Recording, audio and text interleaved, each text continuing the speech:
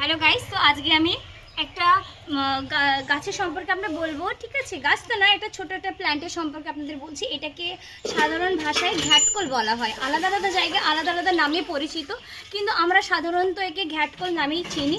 তো এর অনেক কিছু গুণাগুলি আছে, ঠিক আছে, যে গুণগুণ আছে আমি বলে দিই। এর মধ্যে আয়রন পরিমাণ অনেক বেশি আছে, এর মধ্যে ম্যাগনেসিয়াম, ভিটামিনস অনেক বেশি আছে। তো যদি কারো শারীরিক কোনো সমস্যা থাকে, তারপরে হাড়ে যদি কোনো ধরনের ব্যথা থাকে, যদি এই শাকটাকে বানিয়ে যদি খাওয়া হয়, খুব উপকারিতা হবে।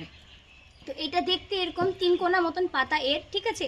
এর যে বাকিটা, এই যে অংশটা আছে সবুজ অংশের মধ্যে একটু কালো কালো রং আছে, ঠিক আছে।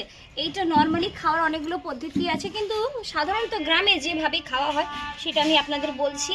এইটাকে কালো জিরে, কিছুটা শুকনো লঙ্কা, তারপরে হলো রসুন, আর এইটাকে একটু সেদ্ধ করে ভালো করে বেটে খেলে যদি কারো মুখে অরুচি থাকে তো সেই রুচিটাকে ফিরে নিয়ে আসতে পারে। আর হ্যাঁ, এর সঙ্গে একটা জিনিস জানা দরকার, যদি কারো অ্যালার্জির প্রবলেম থাকে তো সে যেন এই শাকটা না খায়, তাহলে যার কারণে গোনাগুনির জায়গা অন্য কিছু হয়ে যেতে পারে, সমস্যা হয়ে যেতে পারে। Thank you.